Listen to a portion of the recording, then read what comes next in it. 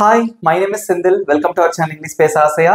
இன்னைக்கு இந்த வீடியோல நான் உங்களுக்கு ஒரு சூப்பரான டாபிக் தாங்க சொல்லி கொடுக்க போறேன். அது என்ன டாபிக்னு பார்க்கிறதுக்கு முன்னாடி நம்ம சேனலை சப்ஸ்கிரைப் பண்ணாதவங்க சப்ஸ்கிரைப் பண்ணிக்கோங்க. பக்கத்துல இருக்க பெல் ஐகானை கிளிக் பண்ணி வச்சுக்கோங்க. வீடியோக்குள்ள போலாம்.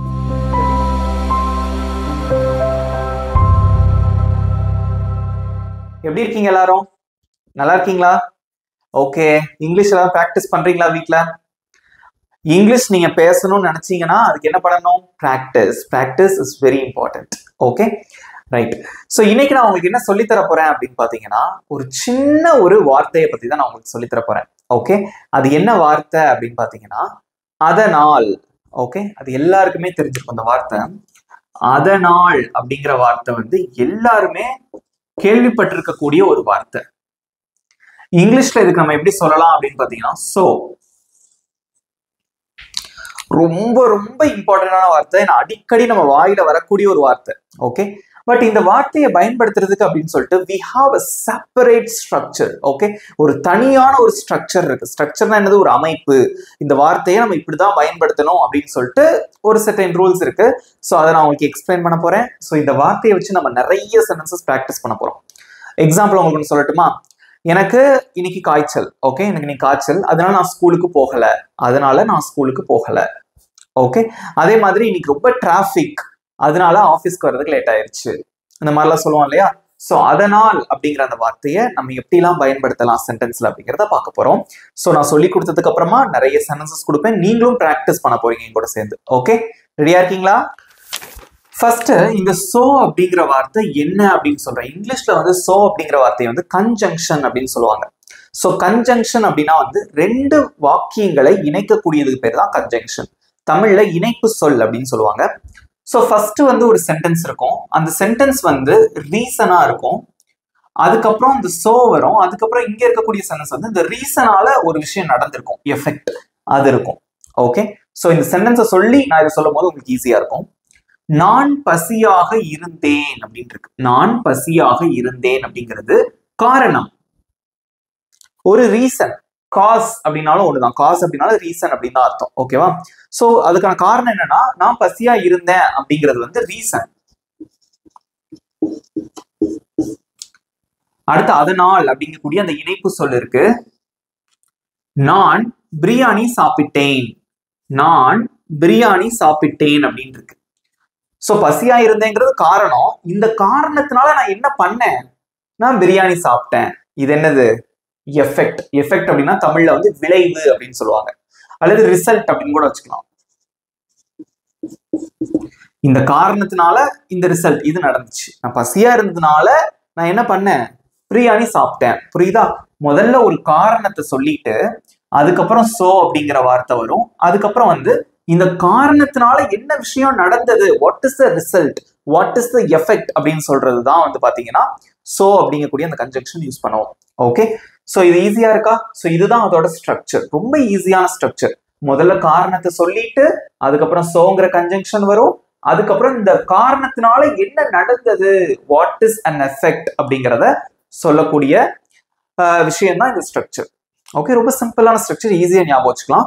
இன்னொரு விஷயம் ஞாபகம் வச்சுக்கோங்க, நீங்க எழுதும் போது ரீசனை சொல்லி முடிச்சுட்டு ஒரு கமா வரும், கமாக்கு அப்புறம் தான் வந்து நீங்க சோ அப்படிங்கிற அந்த வார்த்தையை போடுவீங்க. ஓகே, சோ ஒரு எக்ஸாம்பிள் எழுதலாமா? இதுக்கு நான் அப்படியே எழுதுறேன், நீங்களும் வந்து என் கூட சேர்ந்து அப்படி பிராக்டிஸ் பண்ணிட்டே வாங்க. நான் பசியாக இருந்தேன், அதை எப்படி சொல்லுவீங்க? ரொம்ப சிம்பிள். நான் இருந்தேன் அப்படின்னா ஐ வாஸ். ஓகே, பசியாக அப்படின்னா hungry. I was hungry, comma அதனால். சோ நடந்தது என்ன? நான் பிரியாணி சாப்பிட்டேன். அப்படின்னா முடிஞ்சிருச்சு, நான் சாப்பிட்டேன். அப்ப எப்படி சொல்லுவீங்க? I ate. நான் சாப்பிட்டேன். என்னது? பிரியாணி.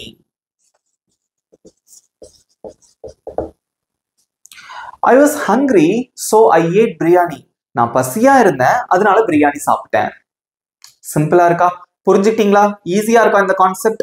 பிகாஸ் இந்த கான்செப்ட் வச்சுதான் நம்ம நிறைய சென்டென்சஸ் பிராக்டிஸ் பண்ண போறோம். Is it easy? Do you understand this concept? Very good. So let's see some more examples for so. Next sentence. நான் சோர்வாக இருந்தேன். நான் சோர்வா இருந்தேன், நான் டயர்டா இருந்தேன். அதனால் நான் ஒரு பிரேக் எடுத்தேன். வேலை பார்த்துட்டு இருக்கும்போது சொல்லுவோம்ல, எங்க போயிருந்தேன் அப்படின்னு கேட்டாங்கன்னா, நான் டயர்டா இருந்தேன் அதனால ஒரு பிரேக் எடுத்தேன் அப்படின்னு சொல்லுவோம்ல, அதான் இந்த சென்டென்ஸ். ஸோ இதுக்கு எப்படி சொல்லலாம் அப்படிங்கிறத பார்க்கலாம். ஃபர்ஸ்ட் சென்டென்ஸை வாசிங்க. நான் சோர்வாக இருந்தேன் அப்படிங்கிறது ஒரு காரணம், அது ஒரு ரீசன். இந்த காரணத்தினால நீங்க என்ன பண்ணீங்க? அதனால் ஒரு பிரேக் எடுத்தேன், ஒரு பிரேக் எடுத்தேன் அப்படின்னு சொல்றீங்க. இது காரணம், இந்த காரணத்தினால இது நடந்தது. எஃபெக்ட் அல்லது ரீசன் அப்படின்னு சொல்லுவோம். ஓகேவா? ரைட். ஃபர்ஸ்ட் இந்த சென்டென்ஸ் சொல்லலாமா? நான் சோர்வாக இருந்தேன், அதை எப்படி சொல்லுவீங்க? நான் இருந்தேன் அப்படின்னா ஐ வாஸ். சோர்வாக அப்படின்னா டயர்ட். நிறைய பேர் சூப்பரா ஆன்சர் பண்ணிருக்கீங்க. I was tired. நான் சோர்வாக இருந்தேன். மறக்காம என்ன பண்ணணும்? கமா. சோ அதனால் நான் ஒரு பிரேக் எடுத்தேன் அப்படின்னு இருக்கு. முடிஞ்சிருச்சு. எடுத்தேன் முடிஞ்ச விஷயம். ஓகே. நான் எடுத்தேன் அப்படின்னா ஐ டுக். டேக்கோட பாஸ்ட் ஃபார்ம் தான் டுக். ஓகே. ஐ டுக். நான் எடுத்தேன். என்ன எடுத்தீங்க? ஒரு பிரேக். a break. அவ்வளவுதான். வாசிச்சு பாருங்க. I was tired so I took a break. அதனால நான் ஒரு பிரேக் எடுத்தேன். ஈஸியா இருக்கா? Next sentence. அவன் காலை உணவு சாப்பிடவில்லை. அவன் காலையில சாப்பிடல, அதனால அவன் பசியா இருக்கான். அதனால அவன் பசியில இருக்கான் அப்படின்னு சொல்றீங்க. ஓகே. காலையில உணவு சாப்பிடல அப்படிங்கிறது பாஸ்ட்ல இருக்கு. அதனால அவன் பசியா இருக்கான். இப்போ அவன் பசியா இருக்கான். ரைட். ஓகே. இது வந்து காரணம். இந்த காரணத்தினால என்ன நடந்தது? அவன் பசியா இருக்கான் இப்போ, சாப்பிடாதனால. காரணம் சாப்பிடல. எழுதலாமா? இது எப்படி சொல்லுவீங்க? அவன் காலை உணவு சாப்பிடவில்லை. இது எப்படி சொல்லலாம்? ரொம்ப சிம்பிள். சப்ஜெக்ட் வந்து அவன் அப்படின்னு இருக்கு. ஹி. சாப்பிடவில்லை இது வந்து பாஸ்ட குறிக்குது. ஓகேவா? So he didn't eat. காலை உணவு அப்படின்னா breakfast. He didn't eat breakfast, comma. So அதனால் அவன் பசியாக இருக்கிறான். இப்போ அவன் பசியா இருக்கான். இருக்கிறான்னா பிரசன்ட். அப்ப எப்படி சொல்லுவீங்க? அவன் இருக்கிறான் அப்படின்னா he is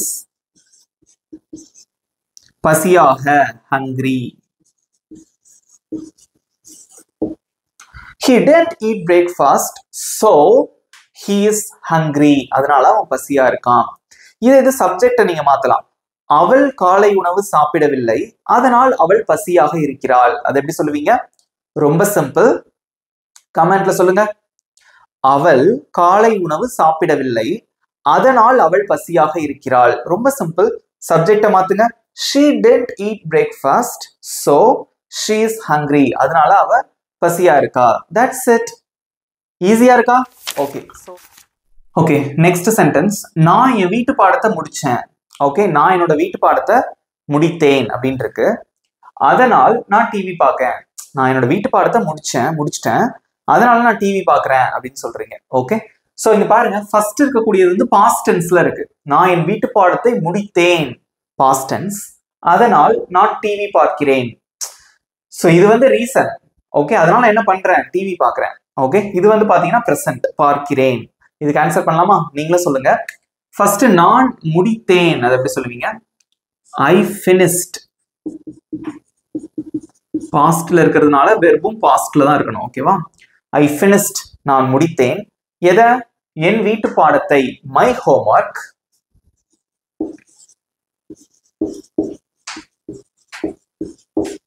கமா.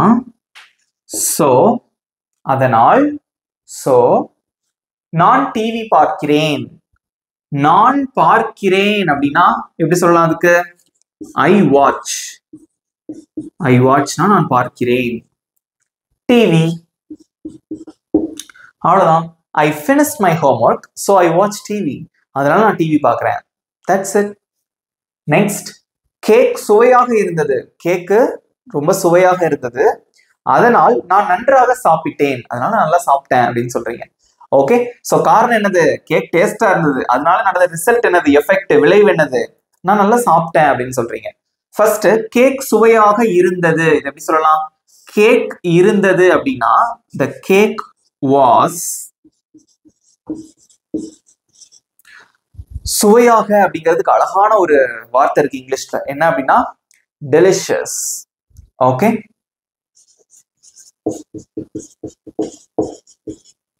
டெலிஷியஸ் அப்படின்னா சுவையாக அப்படின்னு அர்த்தம். ஸோ டேஸ்டி அப்படின்னு நம்ம நார்மலா சொல்லுவோம், ஓகேவா? பட் இந்த வார்த்தை கத்துக்கோங்க, ரொம்ப அழகான வார்த்தை, டெலிஷியஸ். ஓகே, ரொம்ப டெலிஷியஸா இருந்தது அப்படின்னு அர்த்தம். ருசியாக, சுவையாக எல்லாத்துக்கும் நம்ம சொல்லலாம், ஓகேவா? ரைட், கொஞ்சம் எம்பசிஸ் பண்ணி சொல்றது. Right, the cake was delicious, taste I mean சுவையாக இருந்தது, கமா அதனால் so நான் நன்றாக சாப்பிட்டேன். நான் சாப்பிட்டேன் அப்படின்னா I ate, முடிஞ்ச விஷயம், நான் சாப்பிட்டேன். நன்றாக அப்படின்னா well. The cake was delicious so I ate well, அதனால நல்லா சாப்பிட்டேன். ஈஸியா இருக்கா? இவ்வளவுதான். அப்ப அந்த சோ அப்படிங்கிற அந்த சின்ன வார்த்தைக்கு இவ்வளோ ஒரு அர்த்தங்கள் இருக்கு, இப்படிலாம் நம்ம பயன்படுத்தணும் அப்படிங்கிற அந்த அர்த்தங்கள்லாம் இருக்கு அப்படிங்கிறத தெரிஞ்சுக்கிட்டீங்களா? ஈஸியா இருக்கா? ஓகே, இதே மாதிரி இன்னொரு சில எக்ஸாம்பிள்ஸ் பார்க்கலாம். நெக்ஸ்ட் சென்டென்ஸ், அவள் அவளுடைய சாவிகளை மறந்தாள். ஸோ நம்ம கார் வீட்டு சாவி, ரூம் சாவி அதெல்லாம் இருக்கும் பார்த்தீங்கன்னா, அந்த சாவிகளை மொத்தமா மறந்தாள். அதனால் அவள் வெளியே காத்திருக்க வேண்டி இருந்தது, அதனால அவள் வெளியே வெயிட் பண்ண வேண்டி இருந்தது அப்படின்னு சொல்றீங்க. ரொம்ப அடிக்கடி நம்ம பயன்படுத்தக்கூடிய ஒரு சென்டென்ஸ். எழுதலாமா? ஃபர்ஸ்ட் காரணம் என்னது? சாவிகளை மறந்தாள் அப்படிங்கறதா ரீசன். அதனால் அவள் வெளியே காத்திருக்க வேண்டி இருந்தது, இதான் ரிசல்ட். அதோட விளைவு என்ன? எஃபெக்ட் என்ன? எஃபெக்ட்னா ஒண்ணும் கிடையாது. ஸோ அதை எஃபெக்ட்னு சொல்லலாம், அதை நம்ம ரிசல்ட் அப்படின்னு கூட வச்சுக்கலாம். ஓகே, எழுதலாமா? ஃபர்ஸ்ட் அவள் மறந்தாள், அதை எப்படி சொல்லுவீங்க? மறக்கிறதுக்கு இங்கிலீஷ்ல forget, மறந்தாள் அப்படின்னா பாஸ்ட், forgot. ஓகே, அவள்னா she, forgot, அவள் மறந்தாள். எத? அவளுடைய சாவிகளை. அவளுடைய அப்படின்னா her, சாவிகள்னா keys, comma she forgot her keys, அவள் அவளுடைய சாவிகளை மறந்தாள். அதனால் பொறுமையா ஆன்சர் பண்ணலாம். சோ அவள் வெளியே காத்திருக்க வேண்டி இருந்தது அப்படின்னு இருக்கு. இது நான் உங்களுக்கு ஏற்கனவே இந்த கான்செப்ட் நான் உங்களுக்கு சொல்லி கொடுத்துருக்கேன். அந்த வேண்டி இருந்தது அப்படிங்கிறதுக்கு எப்படி இங்கிலீஷ்ல சொல்லணும்னு சொல்லி கொடுத்துருக்கேன் உங்களுக்கு. சோ சப்ஜெக்ட் யாருன்னா அவள், அதுக்கு இங்கிலீஷ்ல வந்து she. வேண்டி இருந்தது அப்படிங்கிறதுக்கு என்ன யூஸ் பண்ணணும்னா had to, she had to, she had to. Verb என்னது? காத்திருக்கிறது, அதுக்கு இங்கிலீஷ்ல wait. வெளியேனா outside. வாசிங்க. She forgot her keys, அவளுடைய சாவிகளை மறந்தாள். So she had to wait outside, அவள் வெளியே காத்திருக்க வேண்டி இருந்தது. So had to அப்படின்னா வேண்டி இருந்தது அப்படின்னு அர்த்தம். ஓகே, நெக்ஸ்ட், படம் சலிப்பாக இருந்தது. படம் வந்து போரிங்கா இருந்தது, அதனால நான் தூங்கி விழுந்தேன். நான் தூங்கி விழுந்தேன்னு சொல்லுவோம்ல, அதுதான். ஸோ அடிக்கடி நம்ம பயன்படுத்தக்கூடிய சென்டென்ஸ். இதுக்கு எப்படி இங்கிலீஷ்ல சொல்றதுன்றது சொல்லித்தரேன். ஓகே, ஸோ படம் சலிப்பாக இருந்தது அப்படின்னு இருக்கு. படம் அப்படின்னா the movie, இருந்ததுன்னா was, சலிப்பாகனா boring, comma the movie was boring, படம் சலிப்பா இருந்தது, அதனால் நான் தூங்கி விழுந்தேன். ஓகே, நான் தூங்கி விழுந்தேன் முடிஞ்சு போன விஷயம். சப்ஜெக்ட் வந்து நான், ஐ. விழுந்தேன் அப்படின்னா fell. தூங்கி விழுகிறதுக்கு, உறக்கத்துல இருக்கிறதுக்கு, இல்ல அப்படி தூக்க நிலையில இருக்கிறதுக்கு பேர் எப்படி தெரியுமா சொல்லுவாங்க? asleep அப்படின்னு சொல்லுவாங்க.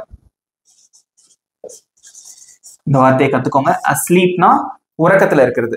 ஸோ ஐ ஃபெல்னா நான் விழுந்தேன், நான் தூங்கி விழுந்தேன் அப்படின்னு சொல்றதுக்கு I fell asleep அப்படின்னு சொல்லலாம். வாசிச்சு பாருங்க. The movie was boring, so I fell asleep. அதனால நான் தூங்கி விழுந்தேன், இல்ல தூங்கிட்டேன், தூக்கத்துல இருந்தேன் அப்படிங்கிறது சொல்லலாம்.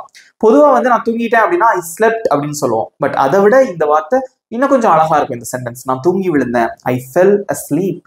அவன் தூங்கி விழுந்தான், he fell asleep. புரிஞ்சுட்டீங்களா? ஈஸியா இருக்கா? இவ்வளவுதான். ஸோ இன்னும் ஒரு சில எக்ஸாம்பிள்ஸ் பார்க்கலாம். நெக்ஸ்ட் சென்டென்ஸ், எனக்கு உடல்நிலை சரியில்லாமல் இருந்தது. எனக்கு உடம்பு சரியில்லாம இருந்தது, அதை எப்படி சொல்லுவீங்க? அதுக்கு முன்னாடி வாசிச்சிடலாம் ஃபுல்லாத்தையும். அதனால் நான் நேற்று பள்ளிக்கு போகவில்லை அப்படின்னு இருக்கு. எனக்கு உடல்நிலை சரியில்லாமல் இருந்தது, இது வந்து காரணம். இதனால என்ன நடந்தது? நான் ஸ்கூலுக்கு போகல. Okay, right. ஸோ இதை வந்து மாத்தி சொல்லிடவே கூடாது எப்பவுமே. நான் ஸ்கூலுக்கு போகலங்கிற சென்டென்ஸ் முதல்லையும் இது அடுத்தும் வரக்கூடாது, தப்பு அது. ஓகே. ஸோ எனக்கு உடம்பு சரியில்லாம இருந்தது, அது எப்படி சொல்லலாம்? I was sick. I was சிக்னா எனக்கு உடம்பு சரியில்லாம இருந்தது, கமா. ஸோ அதனால் நான் நேற்று பள்ளிக்கு போகவில்லை. இது வந்து பாஸ்ட் டென்ஸ்ல நெகட்டிவ் சென்டென்ஸ். இது நான் எல்லாருக்குமே சொல்லி கொடுத்ததுதான்.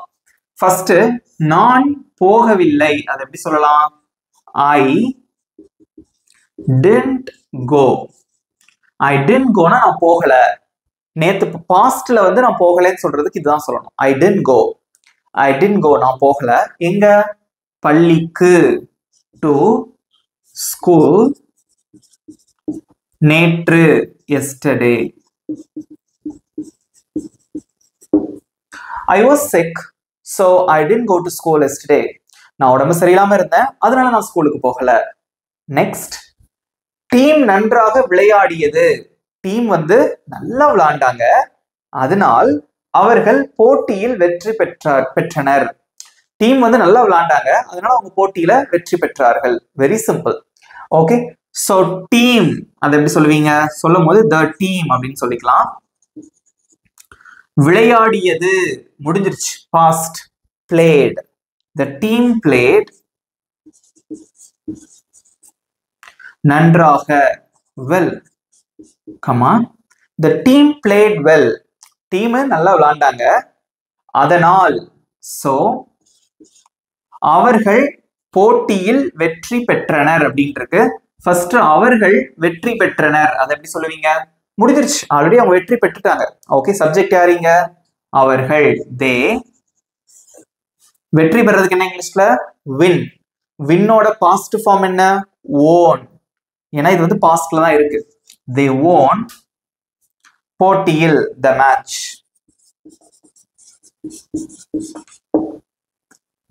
The team played well. Team நல்லா விளையாண்டாங்க, so they won the match. அவ்வளவுதான். நீங்களும் சூப்பர் ஆன்சர் பண்ணீங்க. ஈஸியா இருக்கா? ரைட். நெக்ஸ்ட் எக்ஸாம்பிள் பார்க்கலாம்.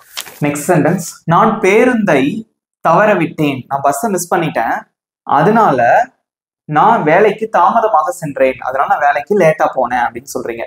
இதுவும் நம்ம அடிக்கடி யூஸ் பண்ணக்கூடிய சென்டென்ஸ் தான். இதுக்கு எப்படி இங்கிலீஷ்ல சொல்றதுங்கிறத பார்க்கலாம். நான் பேருந்தை தவற விட்டேன். நான் தவற விட்டேன் பாஸ்ட்ல இருக்கு. சோ எப்படி சொல்லுவீங்க? I missed பேருந்தை, the bus. I missed the bus, comma. So நான் வேலைக்கு தாமதமாக சென்றேன். சோ இதை எப்படி சொல்லலாம்? ஈஸியா சிம்பிளா சொல்லலாம். நான் சென்றேன், I went அப்படின்னா நம்ம சொல்ல தேவையில்லை, சிம்பிளா சொல்லலாம். எப்படி சொல்லலாம் அப்படின்னு பாத்தீங்கன்னா, so I was late for work. நான் லேட்டா வந்தேன் அப்படிங்கிறதுக்கு I was late அப்படிங்கறத சொல்லலாம். ஓகே. I was late, நான் லேட்டா வந்தேன் வேலைக்கு. for work. Okay. to work அப்படின்னு நம்ம சொல்லக்கூடாது. to office அப்படின்னா சொல்லலாம்.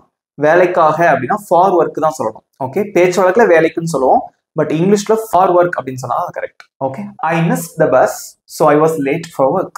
பஸ் மிஸ் பண்ணிட்டேன், அதனால நான் லேட்டா போனேன். நெக்ஸ்ட், நீ மிகவும் அன்பாக இருக்கிறாய். நீ மிகவும் அன்பாக இருக்கிறாய், அதனால் அனைவருக்கும் உன்னை பிடிக்கும் அப்படின்னு சொல்றீங்க. நீ ரொம்ப பாசமா இருக்க, அதனால உன்னை எல்லாருக்கும் பிடிக்கும்.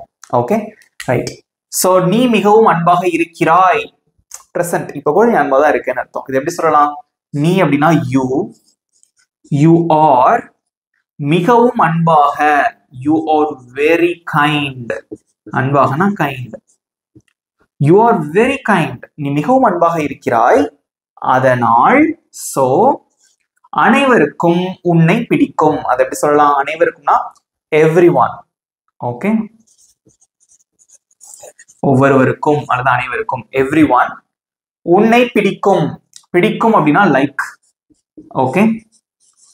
சோ எவ்ரி ஒன் அப்படிங்கிறது ஒரு குரூப்பை தான் குறிக்குது, அதனால நம்ம வேர்ப் கூட எஸ் சேர்க்கணும். ஓகே. எவ்ரி ஒன் லைக்ஸ் உன்னை, you. You are very kind, so everyone likes you. அதனால ஒவ்வொருவருக்கும் உன்னை பிடிக்கும். சோ இந்த லைக்ஸ்க்கு பதிலா நீங்க வந்து லவ்ஸ் அப்படின்னு சொல்லலாம். லவ்ஸ் அப்படின்னாலும் பிடிக்கிறதா அர்த்தம். எதுக்காக நம்ம எஸ் சேர்த்திருக்கோம் அப்படின்னு பாத்தீங்கன்னா, ஸோ எவ்ரி ஒன் அப்படிங்கிறது ஒரு குரூப்பை தான் குறிக்குது. அதை நம்ம சிங்குலரா தான் கன்சிடர் பண்றோம் இங்க. Okay, so every one loves அல்லது லைக்ஸ் யூ எல்லாமே கரெக்ட் தான். வாசிச்சு பாருங்க. You are very kind, so every one likes you are every one loves you. சிம்பிளா இருக்கா? இப்போ உங்களுக்கு ஒரே ஒரு சென்டென்ஸ் நான் கொடுக்க போறேன். இது உங்களுக்கான டெஸ்ட். ஓகே, நீங்க ஆன்சர் பண்ண முடியுதா அப்படிங்கறத பாருங்க. ஒரு சின்ன சென்டென்ஸ் உங்களுக்கு கொடுத்துருக்கேன். அவன் சந்தோஷமாக இருந்தான், அதனால் அவன் சிரித்தான். இதுக்கு எப்படி இங்கிலீஷ்ல சொல்றது? நீங்க தான் சொல்லணும். உங்களுக்கு 10 செகண்ட்ஸ் டைம். அதுக்குள்ள உங்களோட ஆன்சர் கமெண்ட்ல சொல்லுங்க. Your time starts now.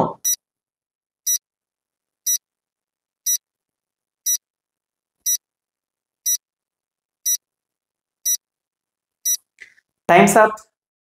Very good, super answer பண்ணீங்க. அவன் சந்தோஷமாக இருந்தான் அப்படின்னு இருக்கு. ஸோ ஃபர்ஸ்ட் வந்து அவன் இருந்தான், அதை எப்படி சொல்லலாம் இங்கிலீஷ்ல? He was. சந்தோஷமாக அப்படின்னா ஹாப்பி. Okay, comma. சோ அவன் சிரித்தான். சிரித்தான்னா ரொம்ப சத்தமா லவுடா சிரிக்கிறதுக்கு லாஃப் அப்படின்னு சொல்லுவோம். மைல்டா ஒரு ஸ்மைல் பண்றதுக்கு ஸ்மைல்டு அப்படின்னு சொல்லுவோம். ஓகே, எதனாலும் சொல்லிக்கலாம் அந்த இடத்துல. So he smiled. ஸ்மைல்டுனா புன்னகையா சிரிக்கிறது. சோ இதுக்கு பதிலா நம்ம இதுவும் யூஸ் பண்ணிக்கலாம், laugh.